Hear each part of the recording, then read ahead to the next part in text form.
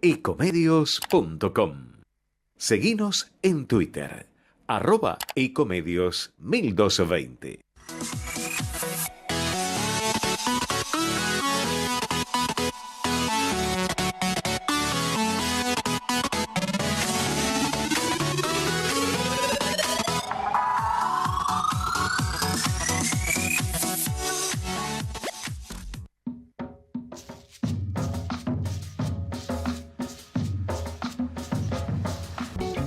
Buenas tardes, bienvenidos a una nueva emisión de Entre Ustedes y Nosotros, el programa que conduce tradicionalmente y desde hace muchos años el doctor Jorge Enríquez.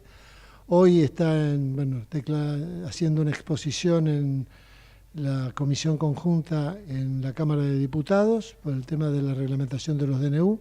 Así que vamos a arrancar el programa. Lo tenemos ya conectado al coequiper de muchos años de Jorge, al doctor Osvaldo Pérez San Martín. Osvaldo, buenas tardes, ¿cómo te va? Hola Horacio, buenas tardes, ¿cómo estás? Perfecto. ¿Se oye bien? Sí, se oye perfectamente bien. Y lo tenemos también al doctor Quintana, presidente de la Fundación de la Universidad del Río de la Plata. Fundación Universitaria de Río de la Plata, sí. Que bueno, vos sabés más que nadie, así que te dejo con él. Sé que le dieron una distinción en la Cámara de Diputados, ¿no? Sí. Hola Francisco, ¿cómo estás? Osvaldo, buenas tardes, ¿cómo estás? Muy bien, una alegría conversar con vos y con Horacio. Gracias, un gusto. Mira, justamente hoy estaba viendo, como vemos todos los días, declaraciones sumamente ríspidas, descalificadas, que no son más que debates ideológicos, son descalificaciones personales. Justamente hoy, 30 de octubre, el presidente de la Nación sale con una diatriba contra Raúl Alfonsín, con quien se puede coincidir o no, pero en esta fecha lo evocamos por el inicio de la democracia. Del lado del kirchnerismo, bueno, estamos acostumbrados también, como un oasis dentro de ese clima. El otro día asistimos a un acto en la Cámara de Diputados de la Nación, en la que la Cámara le otorgó una distinción a la Fundación Universitaria del Río de la Plata, la FURC, el premio Alberdi. Y si destaco esto es, y quiero que vos reflexiones sobre estas cuestiones, además de explicarle a los oyentes en general qué es la FURC. Si traigo a colación este clima es porque, en definitiva, creo, y vos y todos quienes integramos la FURC, así lo creemos desde siempre, que esta entidad es un ámbito para el diálogo, para encontrarnos más allá de las diferencias, para acordar, para ver aquello que tenemos en común y que puede favorecer a la Argentina, y entonces que la Cámara de Diputados le haya dado esta distinción y que en la platea, digamos, hubiera políticos desde los más distintos partidos, algunos de los cuales integraron o formaron parte de la Fundación o hicieron programas de la Fundación. Bueno, me resultó un hecho auspicioso. Efectivamente, Osvaldo, lo primero que me surge decir es que hago propias tus palabras en un contexto donde a veces cuesta reconocer en el otro un aliado en lugar de un adversario, en lugar de construir. Lamentablemente nos encontramos con parte de la dirigencia más abocada a la destrucción del de al lado, en lugar de puentes, en lugar de puntos en común, en lugar de similitudes, se priorizan los matices, las diferencias, las distancias. Más que nunca la Fundación Universitaria del Río de la Plata viene a aportar su granito de arena, no solo en la formación y promoción de líderes, sino también bajo la premisa de la pluralidad, de la transversalidad, a tratar de generar espacios de conversación, espacios de diálogo, espacios de intercambio. La oportunidad de recibir la mención de honor Juan Bautista Alberdi, que es, vos lo decías, el máximo reconocimiento que otorga la Cámara de Diputados de la Nación, viene en alguna medida a reconocer eso, a reconocer a una institución que va camino a cumplir los 55 años, a una institución que ya tiene una comunidad de becarios de alrededor de 3.000 dirigentes, a una institución que precisamente promueve estos valores que en la Argentina actual tienen para mí por lo menos un relieve particular. Así que, bueno, celebrar y agradecer este reconocimiento y aprovechar también la visibilidad de un reconocimiento de este tipo para reafirmar también los valores de la institución, para seguir apostando al diálogo, para seguir apostando al consenso y para seguir apostando también a la formación de jóvenes. La última semana, vos podés dar fe porque participaste. Sí, te quería preguntar, Francisco, antes de eso, perdóname, porque nosotros, como conocemos muy bien, por sentados del público, ¿qué es la Fundación Universitaria de Río de la Plata? ¿Cuándo nació? ¿Qué objetivos tiene? Etcétera. Bueno, a ver, la Fundación Universitaria del Río de la Plata es una institución privada de bien público que va camino a cumplir, decía recién, el año próximo 55 años, que desde 1970 se dedica a generar programas y actividades de formación de líderes en los distintos ámbitos, no solo de líderes en la política partidaria, sino también en otros espacios como la academia, el sindicalismo, el empresariado de nuestro país, siempre bajo la premisa de la pluralidad, de la transversalidad. Por eso en nuestras actividades participan dirigentes de distintos ámbitos y dentro de la política partidaria de distintos espacios. Y a lo largo de más de 50 años, eso nos ha permitido construir programas a muchísimos países alrededor del mundo, te diría de manera preferente, pero no exclusiva, a los Estados Unidos, en la intención de abrirle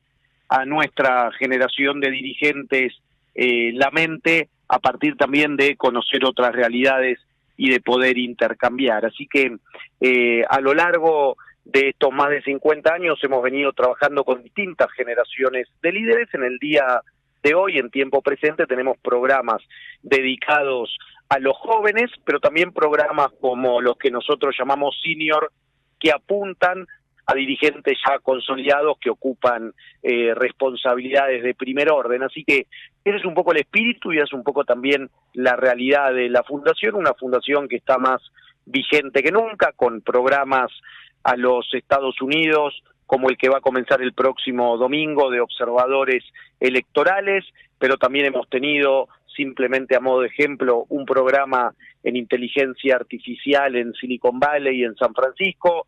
Hemos tenido a nivel regional, a lo largo de este año, un programa de formación de intendentes al cual han concurrido 8 intendentes con mandato vigente a capacitarse durante 10 días a la ciudad de Curitiba, pero también un programa de formación y de capacitación a Paraguay, que han tenido oportunidad quienes participaron del mismo de reunirse con el presidente de la República, con el ministro del Interior, con el canciller. Bueno, en definitiva, algunos de los muchos ejemplos de qué hace la FURB y de qué programas tenemos actualmente.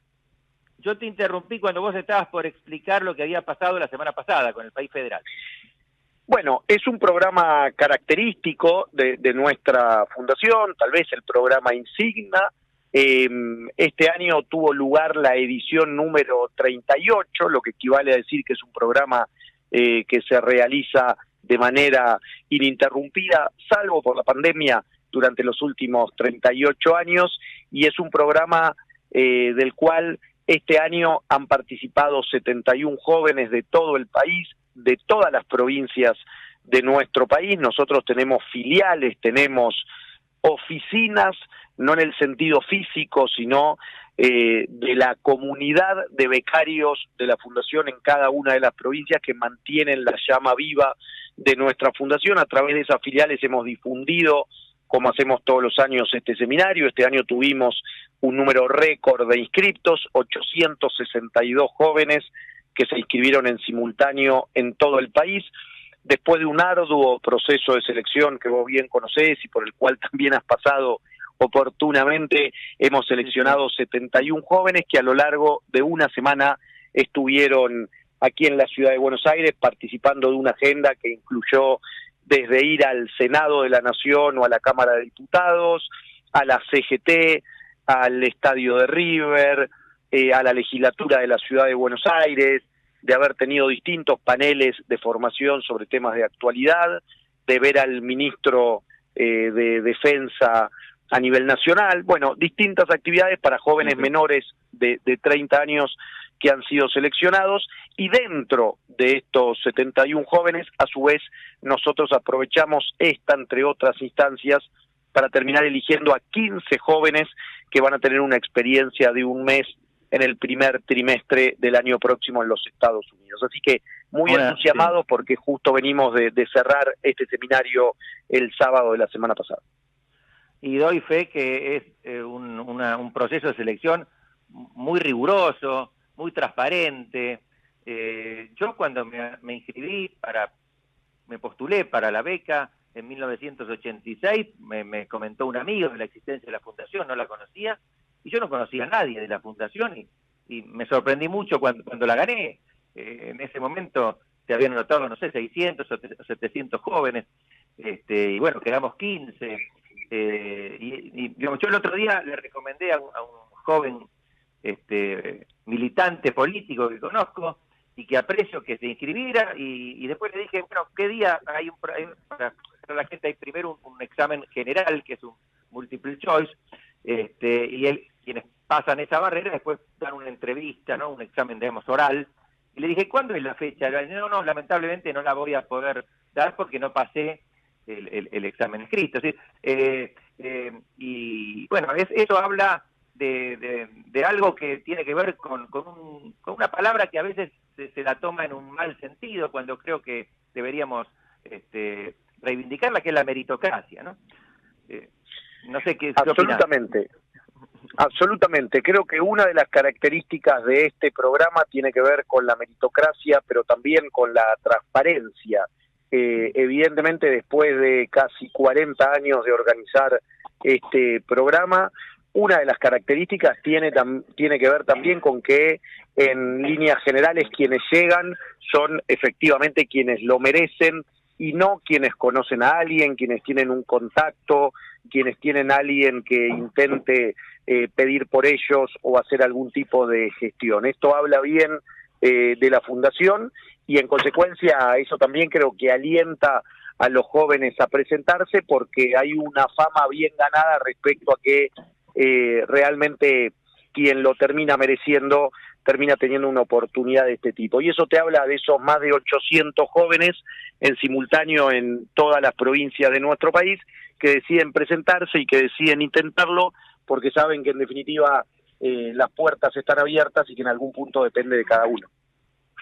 Y ese programa insignia en los Estados Unidos, bueno, para quienes lo pasamos por él, es una experiencia extraordinaria, ¿no? Yo bueno, en ese momento conocí los Estados Unidos, no era tan común viajar entonces, y podemos decir que me abrió la cabeza. Desde entonces tengo un especial interés en la historia, en la cultura de los Estados Unidos, así como de otros países, pero y eso lo logré gracias a la beca de la FUB, y logré también algo todavía mejor, que es encontrarme con personas de diversas profesiones, de diversos orígenes geográficos, políticos, y trabajar una amistad que, vos lo sabes bien, se mantiene a lo largo del tiempo.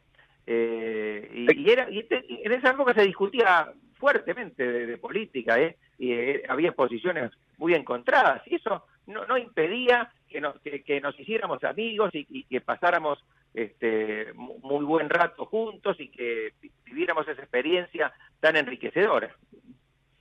Para mí eso tiene un enorme valor en el doble sentido, y tal y como vos lo mencionabas recién, creo que prácticamente a la par en términos del aporte, del valor agregado. Yo pondría por un lado la agenda en sí misma. En mi caso, yo tuve la oportunidad de hacer el programa en el 2007, y a lo largo de ese mes tuvimos la oportunidad de asistir a un acto de campaña de Barack Obama, pero a su vez también de visitar la oficina en el Senado del senador John McCain, para poner dos ejemplos concretos del nivel de la agenda.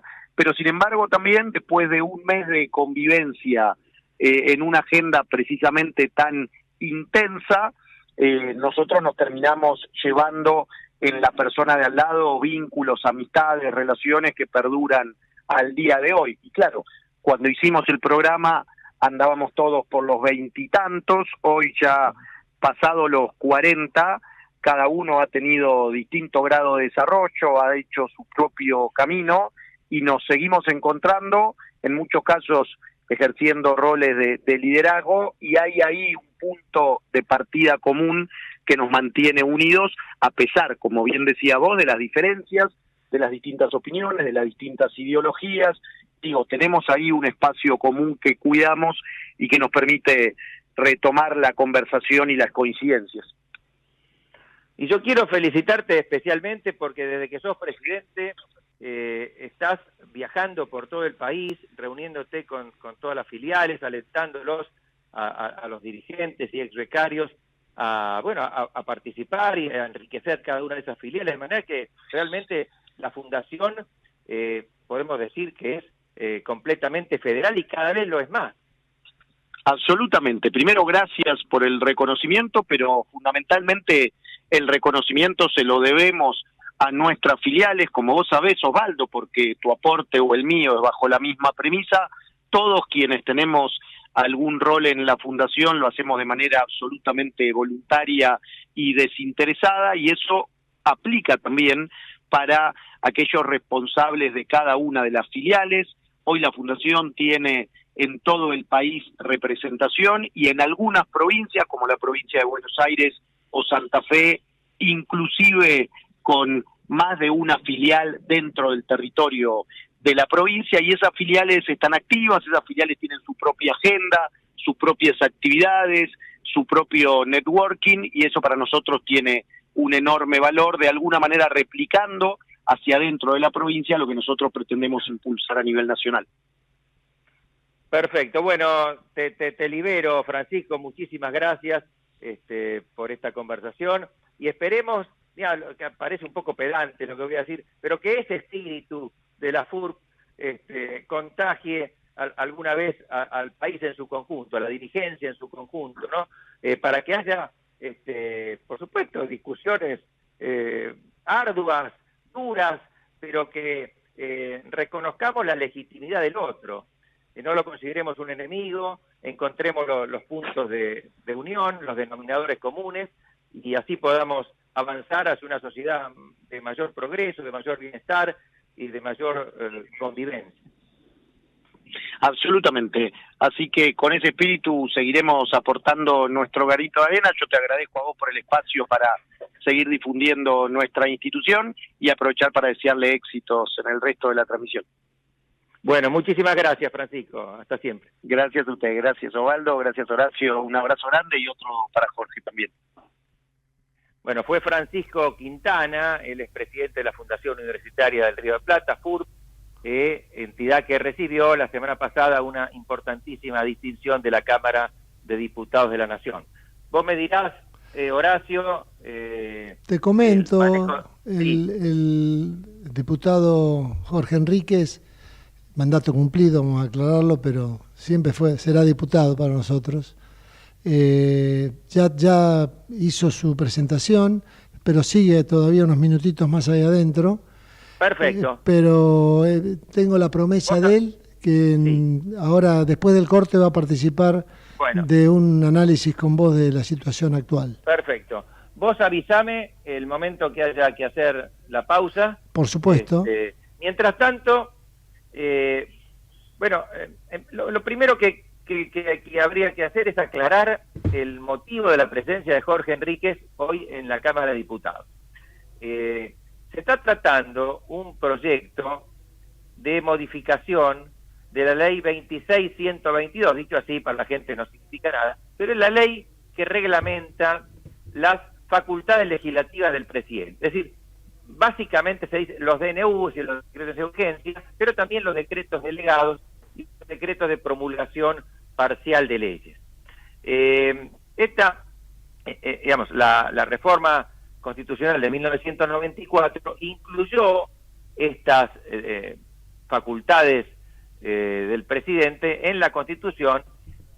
Antes no estaban previstas en el texto constitucional, pero la Corte las había reconocido, las había convalidado en muchas ocasiones, y los presidentes solían recurrir a estos instrumentos. En particular, el presidente Carlos Menem, ya durante su primer mandato, suscribió más de 300 decretos de necesidad de urgencia, cuando en toda la historia argentina hasta ese momento no habían superado los 20, digamos, aproximadamente. Entonces lo que trató la reforma es de poner coto, de poner un límite a este abuso de estos decretos, porque en definitiva altera el proceso de formación y sanción de las leyes. La Constitución le asigna al Congreso la potestad de sancionar leyes y, bueno, no a los presidentes. Entonces, se lo admite en circunstancias, primero se lo prohíbe como regla general, y después se lo admite en circunstancias muy excepcionales. Faltó establecer precisamente cuáles eran los alcances de estos decretos y, sobre todo, cuál iba a ser el efecto de la intervención del Congreso.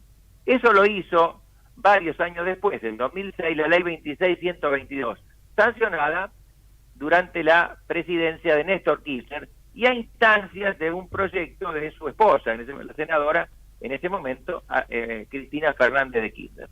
Pero ¿cuál fue el propósito de esta ley? Al reglamentar la intervención del Congreso respecto de estos tres tipos de decretos, lo que intentó fue consolidar en cabeza del Poder Ejecutivo la posibilidad de dictar estos decretos. En lugar de dificultarlo, de establecer el carácter sumamente restrictivo que la Constitución les otorga, lo hizo de manera tal que facilitó que los presidentes siguieran apelando a estos instrumentos, particularmente a los decretos de necesidad de urgencia, con extraordinaria liberalidad. ¿Por qué pasó esto? Porque estableció que los decretos tendrían validez y vigencia desde su dictado hasta que no fueran rechazados expresamente por ambas cámaras del Congreso. De manera que si un presidente, si el partido de un presidente controlaba una sola de las cámaras, le bastaba con eso para poder gobernar por decreto. Esto ha sido cuestionado desde el inicio por la enorme mayoría de los constitucionalistas, porque altera el proceso de formación y sanción de las leyes y conspira contra el objetivo de la reforma de 1994, que fue en este aspecto atenuar el presidencialismo. En realidad esto lo fortalece. Es por eso que ahora se ha presentado, ha habido muchos proyectos a lo largo del tiempo, ahora se ha presentado alguno para reglamentar, para modificar la ley 26.122 en el sentido que sea compatible con la Constitución, es decir, establecer la solución opuesta, que cuando se dicta un decreto de necesidad de urgencia debe ser ratificado o aprobado por el Congreso en un plazo relativamente breve, digamos 60 o 90 días. Y si no lo hace, se entiende que el silencio del Congreso tiene un efecto negativo. Es decir, que el decreto cae, pierde vigencia. Esa es la solución que impera en la Constitución de la Ciudad de Buenos Aires, sancionada en 1996, y en algunas constituciones de otros países, como Brasil, como España y como Italia. Y en el caso de España e Italia, es menos grave el dictado de decretos de urgencia, porque se trata de sistemas parlamentaristas, en los que el gobierno o gabinete surge del propio Parlamento, es decir, está respaldado en una mayoría parlamentaria. Nunca podría pasar lo que estamos viendo ahora en la Argentina, que la fuerza política del presidente de la Nación surge en ambas cámaras del Congreso y por lo tanto puede ocurrir que los decretos que él dicta no cuenten con el respaldo de la mayoría del Congreso. Es decir, es menos grave en los sistemas parlamentaristas, sin embargo, esos sistemas también procuran limitar, restringir este tipo de decretos. Bueno, frente a esto, en la Cámara de Diputados, en la Comisión de Asuntos Constitucionales, no sé si en alguna otra en forma conjunta, se está desde la semana pasada celebrando reuniones en las que van a dar su opinión expertos sobre el tema. Ocurrió el miércoles pasado y está ocurriendo hoy, y hoy Jorge Enríquez fue a exponer como parte de la entidad denominada Profesores Republicanos. Bueno, si Jorge logra intervenir en el programa, él nos dirá luego, o nos hará una síntesis de su exposición, pero ese es el motivo, y es un motivo sumamente importante y de gran actualidad, porque frente a la necesidad de reformar esa ley en la que la gran mayoría está de acuerdo, se alzan voces que dicen que si se reformara la ley en el sentido que yo indiqué hace un rato, esto afectaría la gobernabilidad, se le quitaría al presidente una facultad indispensable. Bueno, pero en tal caso lo que están proponiendo es que el presidente actúe autoritariamente, actúe de espaldas al Congreso. Digamos, sería más sencillo en tal caso que hablaran de manera más franca, más directa, y propusieran directamente cerrar el Congreso, porque en definitiva eso es lo que están proponiendo quienes ahora dicen que se afectaría la gobernabilidad. Otro tema, bueno, este sí de último momento, lo escuchaba en el auto mientras venía. Echaron a Mondino. Claro, es que así lo titulan los medios. Fue echada Diana Mondino como canciller. Suena un poco duro esto. Generalmente en estos casos se suele aceptar la renuncia. La salida elegante es esa, pero sabemos que Milei no se caracteriza por los modos elegantes, así que ha hecho filtrar a la prensa que echó a la canciller Diana Mondino. No es de sorprender que Diana Mondino haya debido dejar la Cancillería, porque hacía rato que se circulaban versiones en ese sentido. De hecho, por lo que se sabe, su rol en la Cancillería era bastante opaco, no era protagónico, había personas designadas por Milei o por la hermana de Milei que de alguna forma le habían intervenido el Ministerio de Relaciones Exteriores. Todo esto era público, se conocía, pero parece que el casus belli, es decir, el motivo que generó el chispazo o la excusa para removerla o echarla, como les gusta decir a ellos, fue que Mondino votó en las Naciones Unidas una resolución que votaron casi todos los países para solicitar que se levantara el embargo comercial a Cuba, con la disidencia, según escuché hace un rato, puede haber otros países, pero aparentemente solo 2 países de Estados Unidos e Israel. Dado que el gobierno de Milei pretende estrechar una alianza muy fuerte con esos 2 países, este habría sido el motivo por el cual se la despidió, y creo que en su lugar asumiría... Gerardo Huerten, lo están confirmando en la televisión. Huerten, sí. El banquero. El banquero que ahora, si no recuerdo mal, puede ser que estuviera como embajador en los Estados Unidos. Estaba como embajador en los Estados Unidos, sí. Sí, una persona, digamos, muy vinculada a Israel, de manera que, bueno, simplemente lo señalamos porque es una noticia de actualidad, sí, una noticia muy reciente. O sea, no podemos hacer otro comentario, ya los analistas políticos sabrán sacarle el jugo. Si te parece, vamos a un corte y continuamos, si te parece bien. Perfecto, muy bien, gracias, Horacio. Vamos la radio, somos tu voz. Vamos con Eco, siempre la verdad y la mejor información. El mejor gimnasio te espera. Elegí las clases que quieras. En Unfit vamos a cuidarte. En Unfit venimos a encontrarte. ¿Cómo prevenir dengue, zika y chikungunya? Sin criaderos no hay dengue. Limpia tu patio de objetos que acumulen agua. Elimina agua estancada de recipientes. Reemplaza con tierra o arena el agua de tus flores. Tapa los tanques de agua y cisternas. Tira y perfora llantas para que no acumulen agua. Limpia floreros y bebederos. Recordá, sin criaderos no hay dengue. Intendencia Menéndez. Informate en ecomedios.com. Seguinos En Facebook, Ecomedios Live.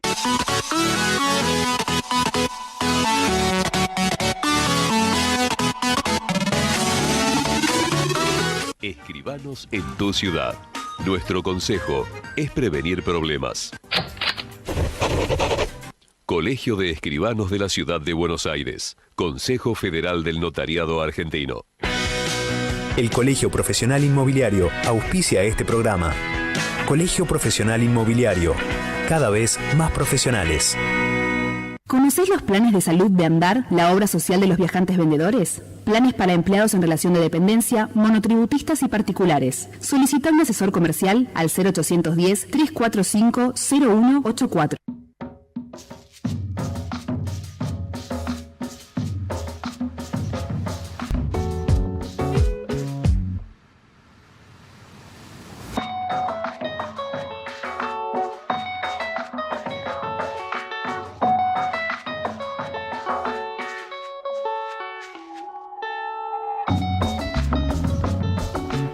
Bueno, y pasado el corte comercial, pudimos hacer contacto con el Jorge Enríquez, con el doctor Enríquez.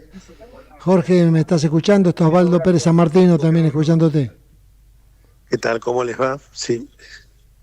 Hola Jorge, ¿cómo estás? Hola, ¿cómo te va? Escuchando algunas disertaciones, algunas un poco vibrantes con el tema del DNU. Yo ya expuse la mía.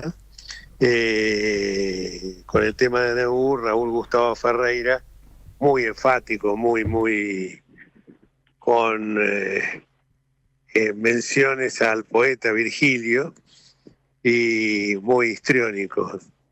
Pero bueno, en general, todo el mundo, esta herramienta que se incorporó en el 94 y que ya venía de antaño, incluso más, en algunos casos se comenzó con el gobierno de Nicolás Avellaneda, pero hay un punto que de alguna manera hay que eliminarlas porque son muy pocos los países del mundo que tienen esta herramienta, ¿no? Pero siempre uno lo trata de hacer cuando está en la oposición, y la grandeza sería que lo hiciera cuando uno es oficialismo, o sea, cuando uno se está limitando facultades que puede utilizar, sí, con controles muy lábiles, por cierto, ¿no? Porque me parece que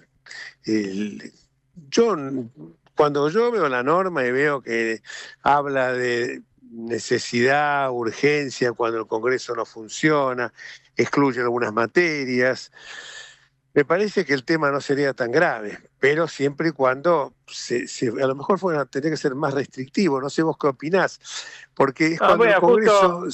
Justo hablé antes del corte sobre esto. Yo tengo una posición muy restrictiva, que es, en definitiva, la de la Constitución. Para mí se soluciona de esta forma. Como vos lo hiciste como constituyente de la Ciudad de Buenos Aires en 1996, fijando la solución opuesta a la actual de la ley. Es decir, que una vez dictado un decreto, caiga, si no es aprobado expresamente por ambas cámaras del Congreso, dentro de un periodo relativamente breve, digamos 60, 90 días, o podría hacerse 120 si quieren, pero algo así. Y con eso solucionás todos los problemas. No habría mayor inconveniente en un presidente dictar un decreto de urgencia si tiene este efecto.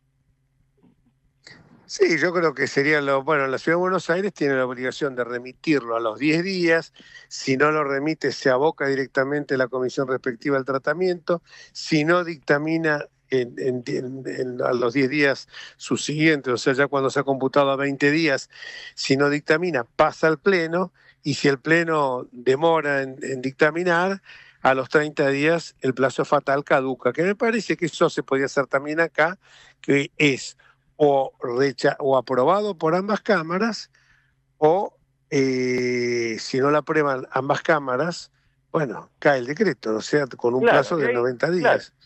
Pero estamos viendo algunas personas que ayer se decían republicanas y que hoy están escandalizadas por el hecho de que algunos quieren hacer lo que ellos mismos habían propuesto antes.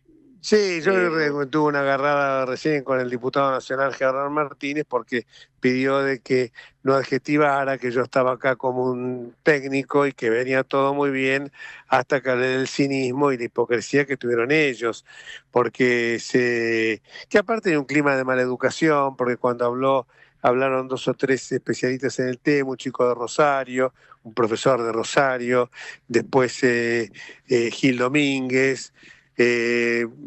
Directamente nadie lo estaba escuchando. Yo pedí que hubiera un poco de silencio, porque si uno se toma el trabajo de venir acá, es para ser escuchado. Por lo menos como yo le puse un poco de picante, como dijo el diputado, el presidente de la bancada de Unión por la Patria, del kirchnerismo, Unión por Todos, le pusiste chimichurri innecesariamente a la ensalada. Bueno, no le puse chimichurri, sino simplemente expresé que cuando nosotros éramos lo que hicimos de hacer, éramos oficialismo y después oposición con Fernández, ellos pusieron el grito, perdón, lo que hicimos de hacer cuando era una oposición con Fernández, lo que hicimos de hacer también cuando éramos oficialismo, porque estoy pensando que lo que hicimos de hacer, pero tampoco querían ellos porque decían esto nos autolimita hacia el futuro. Yo no estaba muy conformes con esa norma. Entonces, bueno, cuando fueron ellos directamente se mofaban de nosotros, impusieron la prepotencia del número y hoy, Jorge, bueno, se rasgan sí. la vestidura, ¿no? Si te parece, te quiero llevar a otro tema, porque estuviste durante el fin de semana en Uruguay y fuiste observador de las elecciones en ese país. Mira, yo llegué, los actos de campaña ya terminan. En realidad los actos de campaña oficialmente terminan el martes y el miércoles. En este caso habían terminado previo a la elección. En este caso viene terminado el martes. ¿Por qué? Porque el miércoles jugaba Peñarol con Botafogo en Brasil. Entonces pensaron de que iba a haber poca audiencia. Y esto se debe a que el gobierno de la calle Pou, hablemos del gobierno, hablemos de la coalición multicolor, como la llaman, donde está, básicamente son el Partido Colorado, el Partido Nacional, el Partido Colorado recién ahora con un joven, Andrés Ojeda, llegó a tener una presencia más activa, porque bueno, estos líderes en general, cuando se retiran de la política, como Sanguinetti, como el propio Lacalle Padre, no dejan herederos.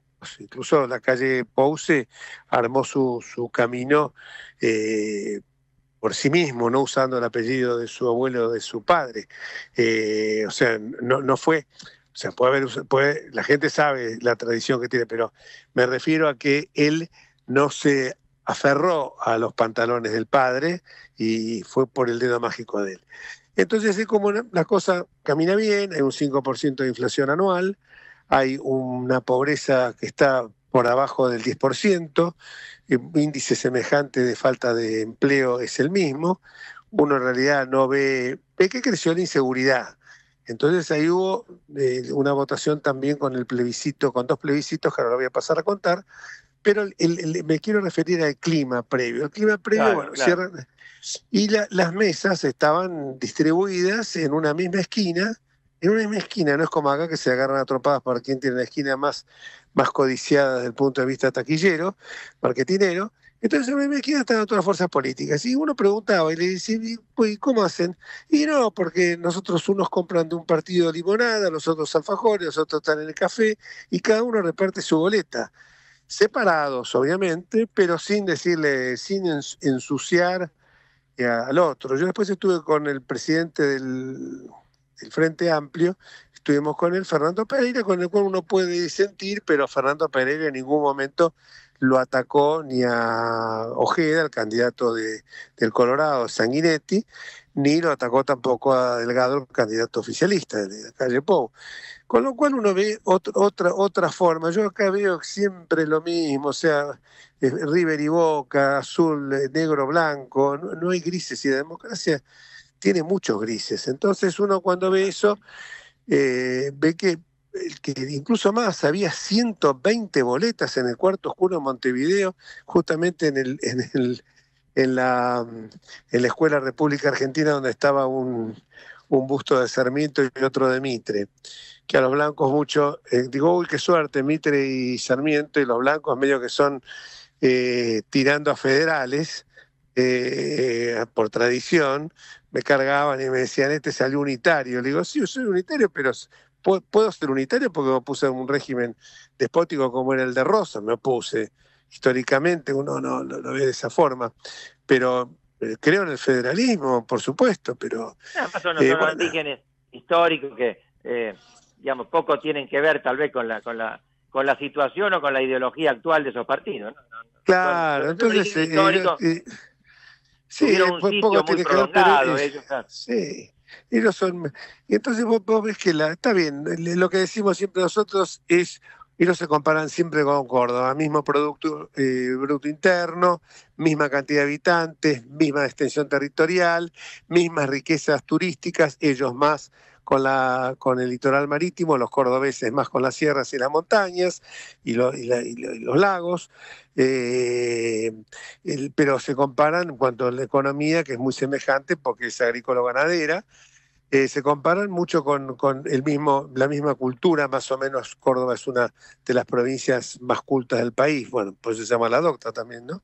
Por la cantidad de universidades que nacieron ahí. Entonces eso se compara mucho, pero eso no es solamente, eso es también la cultura que existe. Existe una cultura democrática muy, muy arraigada. Terminó las elecciones, los fiscales sentaditos mientras abrían los sobres, los delegados fiscales, estatales. Eran 2 o 3 por mesa, con una escribana pública. Lindo negocio de los escribanos, cobra $400 que se lo descuentan de los impuestos, la manda a la caja notarial, que viene a ser el colegio de escribanos de allá. Así que, bueno... y en los resultados, bueno... eso te quería decir, porque nadie estaba encima de la boleta, a ver si pensar que me está choreando un voto, porque mirá que 114 boletas, voy a ser preciso. Y porque el Partido Blanco, por ejemplo, tiene 5 o 6 fórmulas distintas, todos con Delgado, pero 5 o 6 para diputados, pensá que se elegían diputados y senadores. Estaban 2 plebiscitos, uno de incorporar la modificación del artículo 11 de la Constitución, que se modifica de esa manera, parece. Se puede modificar por un plebiscito que tenés que sacar el 51% del total del padrón, 40% para llevar para que se pueda hacer el plebiscito, que era la incorporación de la posibilidad de hacer allanamientos nocturnos con orden judicial, obviamente, excepto caso de flagrancia, y que hay pocos países que lo tienen en el mundo. Un país africano que no pudimos detectar cuál era, Guatemala y Uruguay. No prosperó, el Partido Blanco, la coalición multicolor lo apoyaba, el Frente Amplio no, bueno, esto no prosperó, también había mucha gente que votó al blanco o al colorado que no, bueno, no, y no hubo un drama. Y después lo otro, la derogación de las AFJP, lo que viene a ser las AFJP acá, un sistema mixto que tienen ellos, tampoco llegó al 51%, ni siquiera llegó al 40%. No, bastante por abajo estuvieron en los dos. Estuvieron los dos plebiscitos. Está bien que los dos eran que vos tenías que tener la boleta del sí, y no había una de sí, una de no. Entonces, viste, si no querías votar, eso no lo votabas. No había como la ley de urgente tratamiento, de urgente consideración, las famosas LUC, que tenían 400 y pico de artículos, que esa sí había un sí o un no. Después la elección fue, te digo, no se discutió nada, tenían su tablet cada uno de los delegados. Hola. Las del Colorado. Los fiscales que estaban eran 2 del... Perdón, los fiscales que estaban eran 2 del Colorado, 2 del Blanco. ¿Ahora se escucha bien? Sí, en algún momento se perdía la voz. Ahora te estoy escuchando. Se perdió. Había 2 del Colorado, 2 del Blanco, 1 de Cabildo, 1 o 2 de Frente Amplio. En realidad Frente Amplio tenía 1 porque tenía una sola boleta. Y ninguna discusión, mirá que estuve recorriendo ahí, ninguna discusión de como acá, que no, me sacaste ese voto. Es más, había roto la escribana que estaba abriendo sobres una boleta y quería hacer la había roto ella y dice, no, yo me hago responsable. Entonces dije, ¿me permite una sugerencia? La voluntad del elector era votar esa boleta que vos rompiste. Le dije a la escribana, andá y saca una de las que tenés por ahí, la sustituís. O sea, hasta mirá el grado de inocencia, ¿no? ¿Le parece que puedo sacar una boleta que no la puso el elector en el sobre? Sí, porque no estás traicionando la voluntad del elector, simplemente vos cometiste un error involuntario. Y todos los que estaban ahí se miraron, tienen razón. Y me explicó uno, lo que pasa es que acá no es normal hacer eso, sino que por ahí levantan un acta. No, le digo, muchachos, pero hasta en ese detalle, vos fijate que en ese detalle... Y el conteo fue rápido, en 2 horas, 3 horas de esa mesa, y en casi todo el país lo tenían, pues no hay impugnaciones, nadie cree en la mala fe del otro, las boletas se reparten hasta el mismo día del comicio. Yo lo vi, lo crucé a Delgado, al candidato a presidente el Blanco, que me saqué una foto con él, lo saludé porque me conoce bastante, y le estaban repartiendo los que estaban con Delgado la boleta en la puerta del comicio. ¿Me entendés? O sea que no era una vez más. Bueno, por eso Uruguay, no, te decía, por eso en los rankings que se hacen de calidad institucional, de respeto al Estado de Derecho, en Latinoamérica siempre está al tope. Sí, Uruguay y Costa Rica. Y yo creo que también se merecería, pero yo creo que también se merecería su lugar, ¿sabes quién? Chile. No, está, y Chile viene después. Chile está también. Chile viene después, pero se merece su lugar, porque Chile hoy tiene un gobierno de izquierda, puede tener un gobierno de derecha o no mañana, como puede ser que gane Yamandú. Para esto no es un drama si gana Yamandú, claro. Prefieren que no, pero no es un drama para nada. Ellos incluso más, saben que están medio comprometidos con el Parlamento, porque ahora tiene mayoría en el Senado. Allá el presidente del Senado vota siempre, que es un poco medio extraño, ¿no? Porque se forma parte del Ejecutivo y vota ahí, me parece, no vota en caso de empate, obviamente en caso de empate, bueno, pues no, en caso de empate no, porque son 99 senadores. Entonces el número 100 es el presidente del Senado. Y no hay, y eso es una particularidad, es muy difícil que exista, como acá que se ausenta uno, porque cada uno tiene 3 suplentes que lo reemplazan cuando no puede votar. Anuncia que no puede ir ese día a la sesión, eso para evitar el transfugismo de los que de repente le agarró un ataque de caspa y no pueden ir al recinto, y sabemos que es toda una falacia. Pero les pregunté, ¿y vos cobrás? Entonces, como no, proporcionalmente cobro por las sesiones que he ido, dice el suplente, ¿no? El otro, si va siempre, cobra el titular. Pero generalmente me dice, muchas veces se alterna porque por ahí tiene otro compromiso, tiene cada uno, porque la boleta, pues, te la voy a hacer alcanzar la boleta, dice, yo dije, ¿cómo? Primer titular, suplente, porque el primer titular es de la boleta blanca, Álvaro Delgado, Luis Lacalle Pou, y Javier García, que es un hombre, es el primer suplente, que fue ministro de Defensa, un tipo pesado dentro del Partido Blanco, estaba de primer suplente, y me explicaron de que es muy probable que Luis Lacalle no asuma, y eso ya lo sabe la gente, ¿no? Que no asuma, o que si asume, le va a dejar más espacio a Duccini, a García Duccini. Ellos no tienen la posibilidad de reelección inmediata del presidente. Del presidente no, eso sí no tiene la posibilidad esa. Lo ven bien. Con el presidente me crucé, el saliente, me crucé 2 veces, el padre de Lacalle Pou, me crucé en 2 lados con él, la calle Herrera, y el tipo iba por la calle que andaba con bastón porque se rompió la cadera, tiene un problema en la cadera por jugar al tenis, tipo de 80 y pico de años, y anda por la calle perfectamente, la calle Pou también, el del Frente Amplio también, Bordaberry, bueno, es decorado, pero me refiero a, porque Bordaberry también era candidato, el hijo de Bordaberry, ¿no? Era sí. Julio María Sanguinetti, estuvo activo en la campaña, yo no lo vi, la verdad. Pasé por la casa de él, porque bueno, esto, en la casa de Sanguinetti fue presidente de República. Y qué presidente, ¿no? Con la trayectoria, no hay un solo custodio. Eso te da... Claro, a mí me vienen con la historia de que no, es un país chico, que esto, que el otro.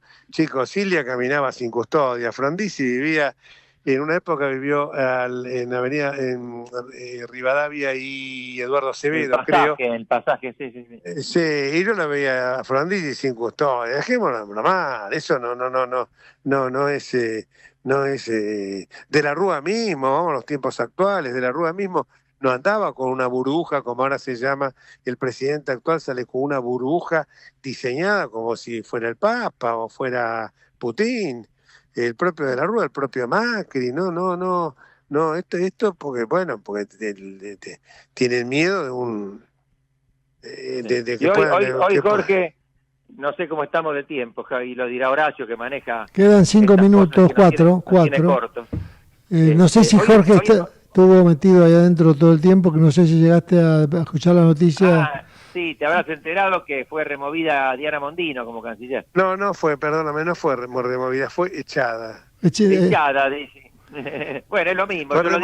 Sí, pero removido es un tema suave. La noticia oficial de echaron a Mondino. Echaron a Mondino. Y eso a mí me parece, sinceramente te lo digo, eso a mí me parece... Es bueno, como... lo comentamos, lo comenté antes. Sí. Eso de tradicionalmente sí. se aceptaba la renuncia, se da una salida elegante. Acá hacen la ostentación de que la echan. Claro. Sí, pero hoy mismo en un discurso, y yo también hoy mismo en un discurso a Milei dijo, por eso te digo, estaba hablando con un chico radical que está bastante cercano, es de estos radicales con peluca acá en el Congreso, y le digo, ¿vos te parece lo que dijo Guido Alfonsín? Sí, me dijo, innecesario. Justo el 30 de octubre dijo que Alfonsín que había sido el padre de la democracia, no era tan padre de la democracia, porque alentó el golpe contra la Rúa.